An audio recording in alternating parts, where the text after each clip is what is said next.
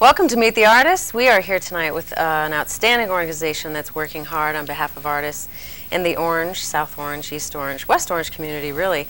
Tonight we have with us a program called Hands Incorporated. It's based in Orange, our neighboring community, and two of the primary movers behind Hands, and in particular the founder, live right here in South Orange. So we welcome tonight Patrick Morrissey.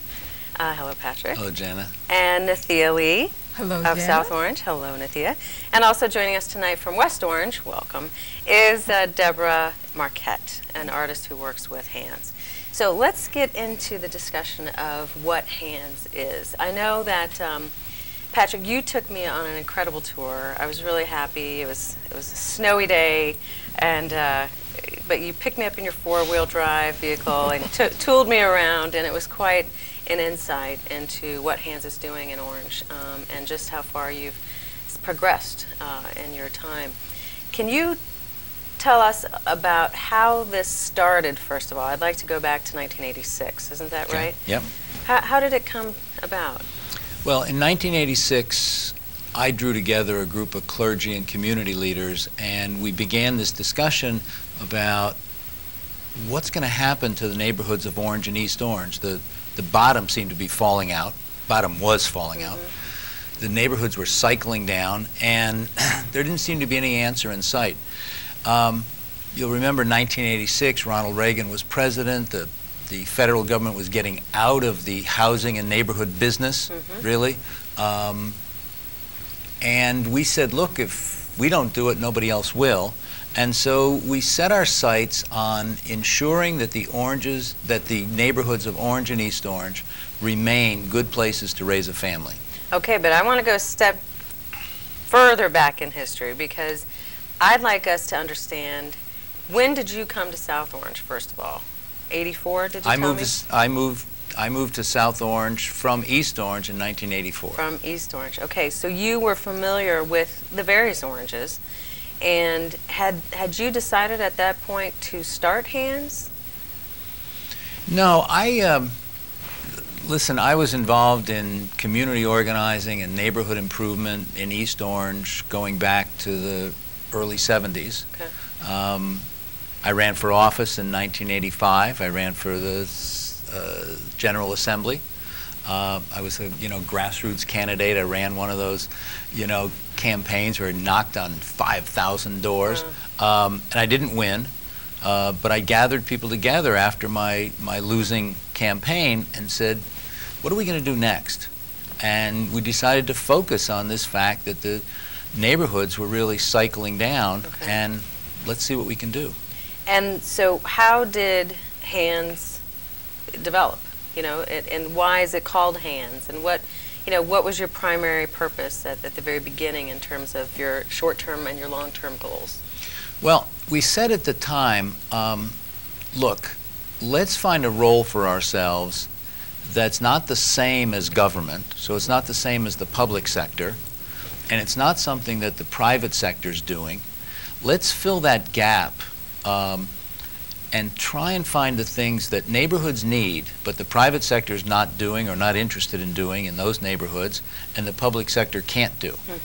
And we focused on vacant problem properties.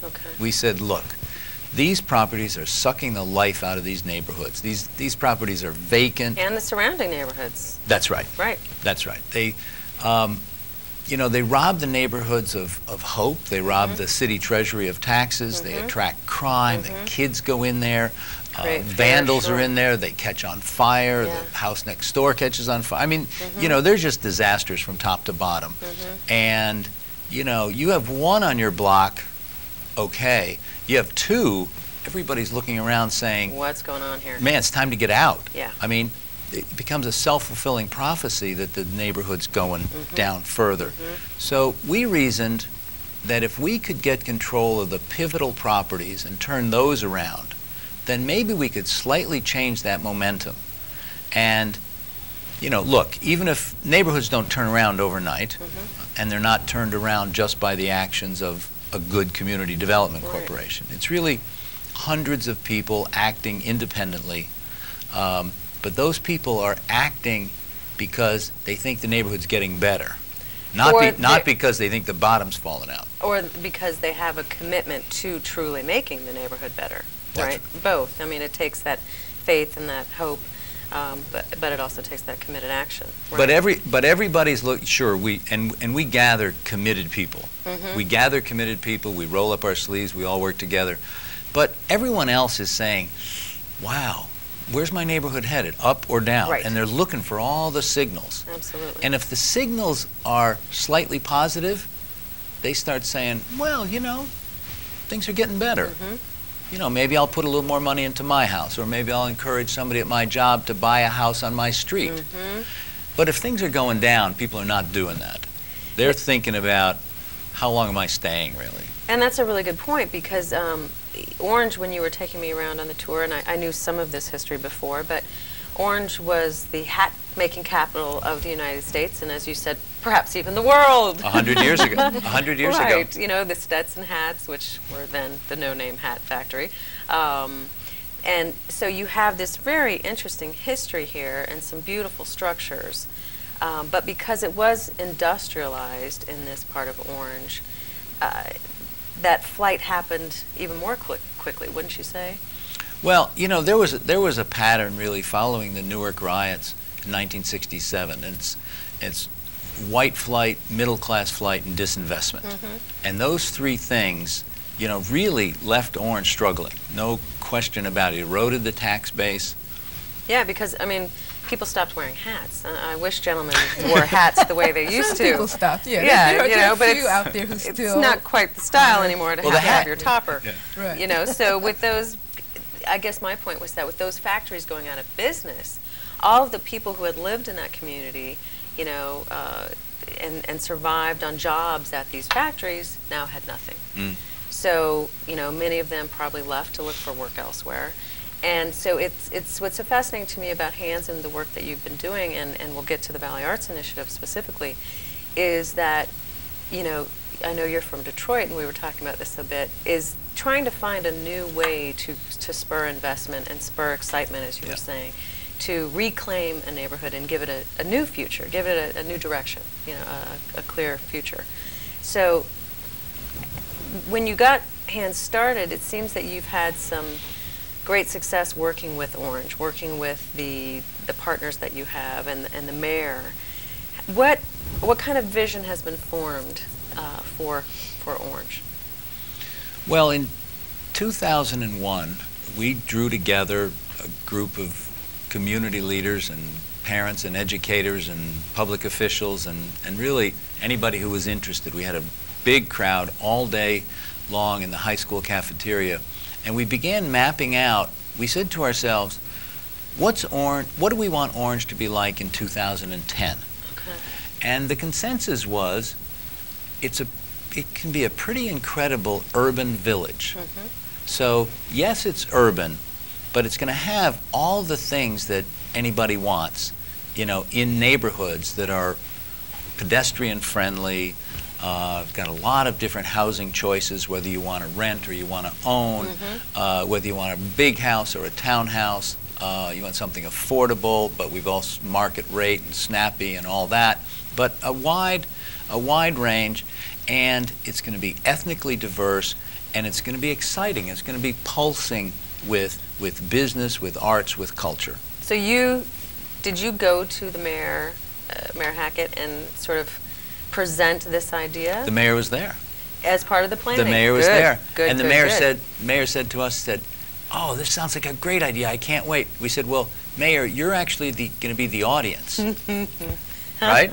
And of course he gave the welcome and all that, but it was really, we really drew out citizen leaders to craft this vision with the idea that the mayor and other, opinion makers and people who held power would be the audience. Now this raises a good point. I know you're on the development board of South Orange, right? On the Redevelopment Advisory Committee. The Redevelopment Advisory Committee. So when you had these planning meetings to talk about the future of Orange and an urban village, were there people, artists, planners, developers, citizens in that planning meeting who were from South Orange, who were from West Orange, who were from East Orange? neighboring communities that also were concerned about Orange and how, because Orange is so unique in that it sits in the middle of such vibrant communities. Yeah. You know, South Orange, Montclair is on the other side of it, you know, really. West Orange, of course. Were they there? They were, some. And you make a good point that Orange, and especially the Valley neighborhood where we're really focusing most of our work, is on the urban-suburban divide, right? Yes, right. So, you know, if you think of the 6 communities of East Orange, Orange, and Irvington, and then West Orange, South Orange, Maplewood, well, Orange, and especially the Valley that straddles the Orange-West Orange border, is right on that divide. Right. You know, and the train station is down there. It's the old industrial area, but it's right there. The suburbs are snug up against it, but also those 3 cities are snug up against it as well. Right. So it's one of those ideal sort of melting pots where people come together, and I think Valley Arts has begun to show that can really happen. That people from lots of different backgrounds and, you know, different races and different incomes and all kinds of different backgrounds can come together around, you know, the stuff that we all like. You know, it's around music and arts and culture and food and festivals and the like. Because absolutely, you know, the way I look at this is that this should become sort of a regional effect. You know, with, as you pointed out to me, Central Avenue, one of the main corridors that runs through Orange. If you take that all the way down, you're at NJPAC. You know, why can't Central at some point be, you know, a very long arts corridor, and end in Orange at one of your arts, you know, venues? That would be ideal. So, in terms of this planning and what you wanted to set forth, why did you focus on the arts? Well, it's interesting because it wasn't just because the neighborhood has all the DNA for what would be a successful arts district. We didn't quite realize that at the time, but it does. You know, it's got some old popular restaurants that people have been going to a long time. It's got a bunch of vacant factory buildings, kind of funky loft living sort of stuff. It's got train station with service to Newark, Hoboken, and Midtown Manhattan. Quickly, too, yeah. It's on that urban-suburban divide. There's a few old music joints down there that have been drawing people for a long time. There's a few artists tucked away in the Italian restaurants, Libretti's, Italian restaurants, Libretti's, right? one of the best. So it's got all that stuff. But more importantly to us, what came out in our meetings, and we had 3 universities help us over a long period of time to develop this plan, is that people said, you know, we got to provide career opportunities for young people. We got to expand recreation opportunities. We got to beautify the neighborhood. We got to rebuild the non-residential tax base. Got to bring businesses in. We got to create a new spirit for the neighborhood, and we got to raise educational achievement. And we said, well, that's a tall order, but what is it that might serve all of those things? And it was the arts, really. You know, the arts are associated with increasing educational achievement and all those other things. And Absolutely. so, and then we also had in the neighborhood, you know, kind of the DNA for building a successful arts district. So we, you know, it just, after a while, it was like, you know, a no-brainer. It's like, I think one of the other things is actually, if you don't mind holding that thought, because in our next segment, we're about to take a break, and in our next segment, I'm going to pull in Nathias to illuminate what's happening with the Valley Arts and talk with one of the artists. Deborah, thanks for being here. We'll be right back with Meet the Artist.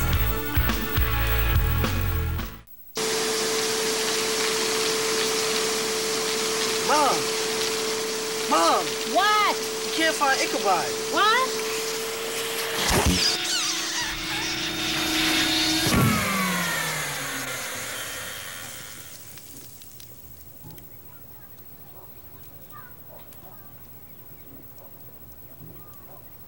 You don't have to be perfect to be a perfect parent. There are thousands of teens in foster care who would love to put up with you. Hi, I'm Jana Lasort. Welcome back to the second half of Meet the Artist. We're here with Hands Incorporated, based out in Orange, but led by two very exciting, interesting people right here in South Orange.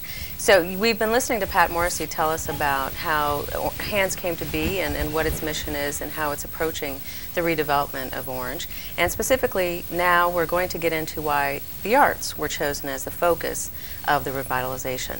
So Nathia Lee, you are heading Valley Arts Initiative. Yes, Valley Arts is a collaborative. It's a community organization in being.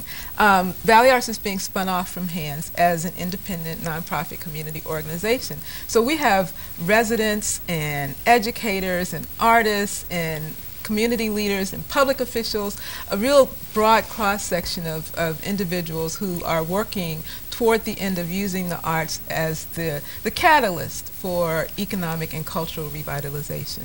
At the break you were getting into why the arts. Well, I think the arts are a tremendous unifying force. You know, the arts, to my mind, are the spirit that really enables all of us to communicate, to sit around this table together. It's just such a powerful entity, well, such a powerful force, I would say, for bringing people together. And it has proven, in the time that I've been here, it's really proven that out because we do have such a wide range of people who are working towards this end. Valley Arts, as you discussed, was initiated by Hands and it sort of flowed from this process of community engagement. And our partners include Hands, of course, as one of the founding partner that really spearheaded it.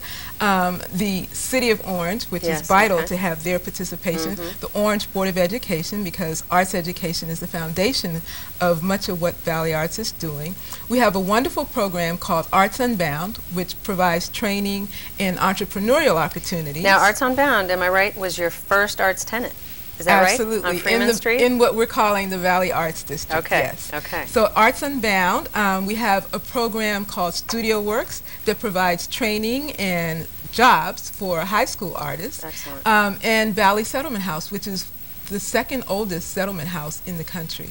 That is fantastic. So, and when Pat took me, through the snowy streets of the Valley Arts District, I had noticed before the Arts Unbound storefront. It's an amazing and it's a great building. The color splash just really strikes you when you're coming down the street. It just stands out.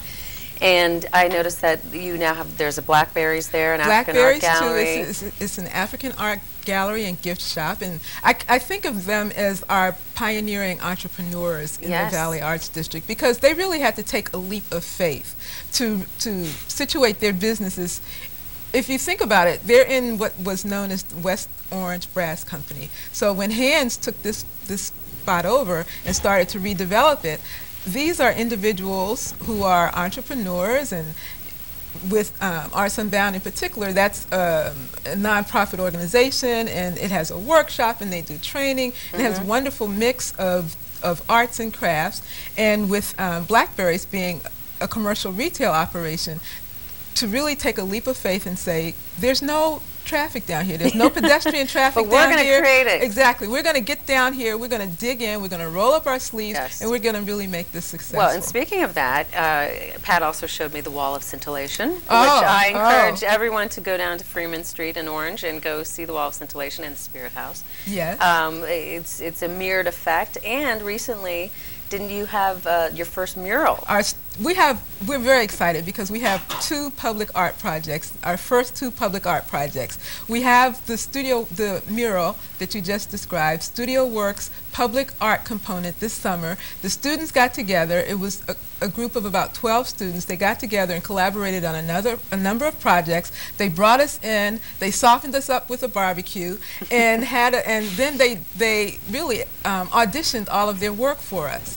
Each student artist described the work and the process that went into creating the piece of work, and answered our questions, and then they allowed us to select from the work that they had on display which design we would want for our first mural. Now, so that's wonderful. And this was a Montclair student, wasn't it? Well, a Montclair student designed our selection, but Okay. it was a collaborative process. So Okay. all of the students worked on this. Once we decided which design we wanted, all of the students worked on that, on recreating that design on 8 by.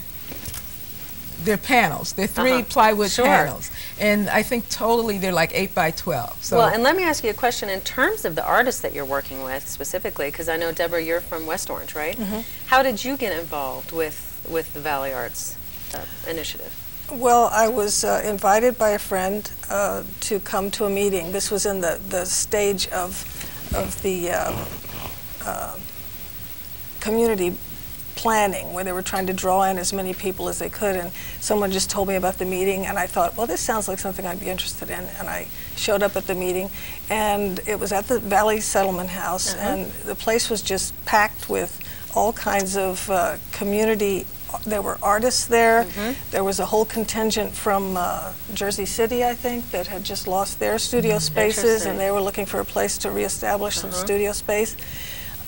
There were a bunch of people from the school system, and I'm curious, Nathia, were you there at that meeting? no, Had you that joined actually yet? predated me. Okay.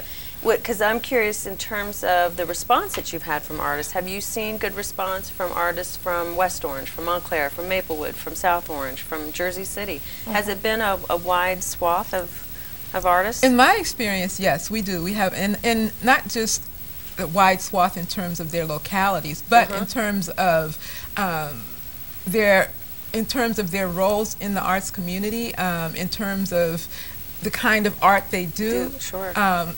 They're mostly visual artists, but there are some performing artists. We have, one thing I really want to stop and say is that Valley Arts is very fortunate to have a number of volunteers working very hard on committees. Of course. We're going to have a volunteer recognition event very soon, on Monday as a matter of fact, to acknowledge the energy that has gone into building Valley Arts. Debbie heads our beautification committee. Oh, wonderful. And she actually is the brains behind the wall of scintillation. And she's not going to tell you that, but But we should point out that her brain is on display here, too. We have 2 of her works. One is right behind me, and the other is right behind Deborah herself. And they really, I think, they spark, Deborah. Just the colors and the shapes, and it's, to me, it speaks well of Patrick and Nathia, because they're spark plugs, too. It just, you seem to fit right in with what I've noticed of their energy and enthusiasm. well, and also kind of reflects the way I feel sometimes in dealing with all of the complexity of this project, because it is very complex, and there are a lot of different kinds of people involved, and sometimes it just seems like a whirlwind. Yeah. So that one back there. That's the whirlwind. The one behind you is the whirlwind. I like it. Are you going to name it that? The whirlwind? Perhaps. Well, Excellent. Debbie's brought really great energy to Valley yeah, Arts, and she absolutely. heads up the beautification committee, and she really did conceive this incredible 3-story work of public art Yeah. on the side of the building and down on Freeman Street, Yeah. the wall of scintillation. excellent. There are thousands of pieces of small broken mirrors adhered. Cut. Sparkles. Cut mirrors. cut mirrors. We Yes, cut we it. cut We those cut all pieces of this. mirrors. Yes. You didn't just stomp on That's them. You true. actually cut them. That's true. Well, and I want to point out that it's got a short shelf life, though, right? Because Yeah, it's a with temporary exhibit. Hand's ongoing success, you told me that you're going to be developing that lot soon. So definitely everyone needs to rush down and see it when they get a chance.